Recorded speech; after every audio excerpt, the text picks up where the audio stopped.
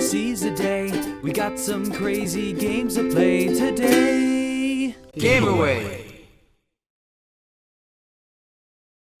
Hey gamers, Nick from Game Away here to bring you something a little different than your normal hiatus or playthrough.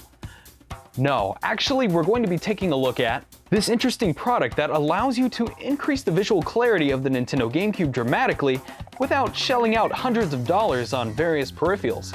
Now, before we begin, I want to emphasize that this is my personal take on the product and is in no way a formal bullet point review.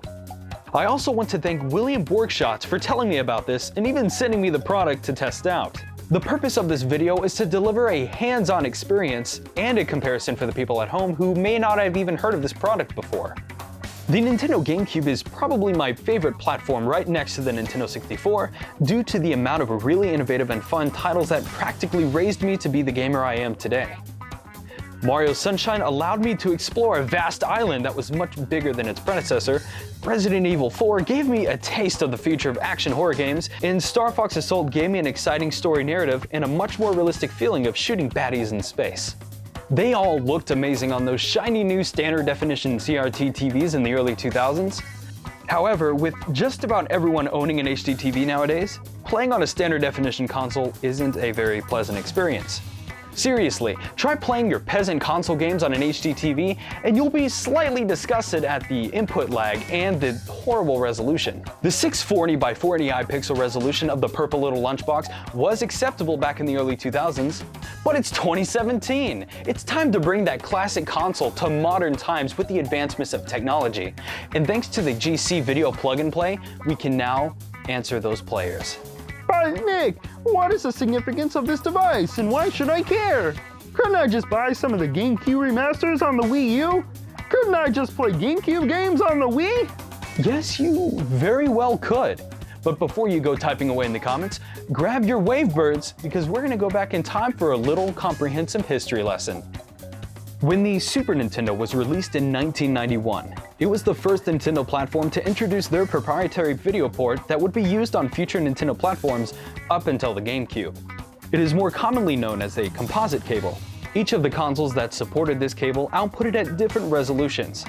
For example, the SNES put out 256 by 224 pixels, while the Nintendo 64 put out a modest step up of 320 by 240 pixels. The GameCube is a part of the 6th generation of consoles and the first Nintendo one to use optical discs as its main form of games. A direct departure from the cartridges that we know and love.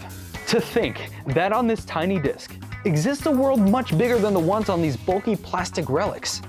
On the back of this cube of love, your I/O consists of 3 things. The AC port, which provides power to the console, the composite cable port, which outputs at the resolution of 640 by 480i, and then we have the focal point of this video, the component port. This port allows for a very special cable that converts the analog signal to a digital signal, therefore bumping the resolution to 480p as well as give us a much more colorful picture. Unfortunately, the cables were only available for purchase in Nintendo's online store, which wasn't even advertised, and the cables were eventually discontinued by Nintendo due to what they claimed was a lack of consumer interest. According to Nintendo themselves, less than 1% of GameCube owners actually used this feature. Adding insult to injury, Nintendo also removed the component port in newer GameCube models. Since then, the GameCube component cable has become one of the most sought-after console accessories in video game history, but the $200 to $400 price tag has kept most players from getting the best picture quality from Nintendo's underrated 6th generation system. Until recently. The GC Video Plug and Play from Zelda X Pro is advertised as being a true and cheaper replacement for these rare Nintendo cables. But does it work? Quite well, actually. On to how it works then. Just insert the plug and play into the component port of the GameCube, plug the HDMI into your TV, and that's it. Audio goes through the adapter, while before you had to have both component and composite cables plugged in. To give you a better idea of how it compares to the previous options, I'll be showing a few different GameCube titles in composite, Nintendo's component cables, and the plug and play HDMI modes. While reviewing the footage of the games and comparing them to my HD TV, I saw that the footage captured from the HDMI doesn't do this product justice. I noticed it specifically with Mario Kart Double Dash. The only reason I can think of is different ports are handled differently by the TV's built-in signal scaler. This is one of the reasons why some TVs have more input lag than others. This can greatly affect the quality of the end image. My capture card is also capturing footage in 30 frames per second, so keep that in mind. Alright, let's start off with Mario Kart Double Dash. This is one of my favorites because getting 4 players on Baby Park is an absolute blast. Now, here it is in all of its composite glory. Things look really blurry and washed out, and the input lag is a problem. Not a great way to play this game in this day and age. Now, here is what it looks like with the GameCube component cable plugged in. Obviously, we get a much clearer picture here and the details are much easier to take in. Now, let's compare it with the plug-and-play. On my display, it looks a bit cleaner and the colors are brighter. Input lag is now non-existent. Star Fox Assault.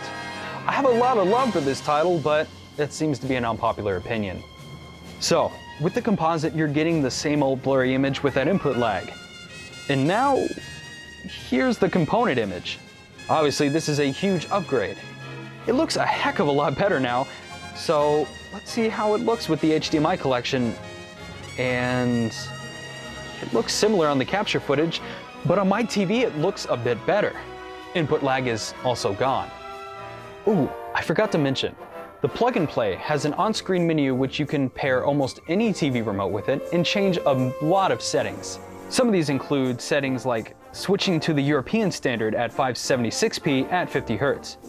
You can even turn on scan lines to mimic a CRT. I couldn't find anything useful in this situation, so let's move on. Super Mario Strikers was one of the many Nintendo sports games that released on the GameCube, and out of all of them, this is my favorite. Soccer has never been so crazy. Alright, composite is looking okay, definitely playable, but definitely not the preferred method. And here's the official component cable, making everything much clearer. I think I'm starting to see a trend. The Plug and Play HDMI is next, and just about what you expect. It looks great. I tossed a few other games at it to see how they look, and I was pleasantly surprised.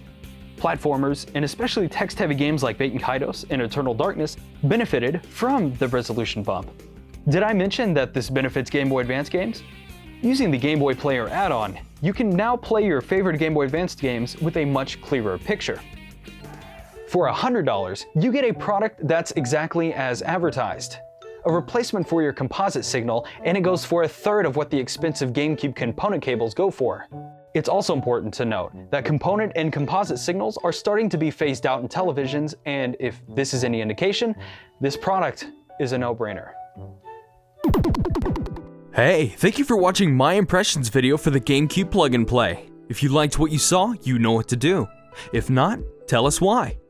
If you want to see more, click those 2 boxes or the 2 channel icons to subscribe. We would also really appreciate a share on Reddit or any social media.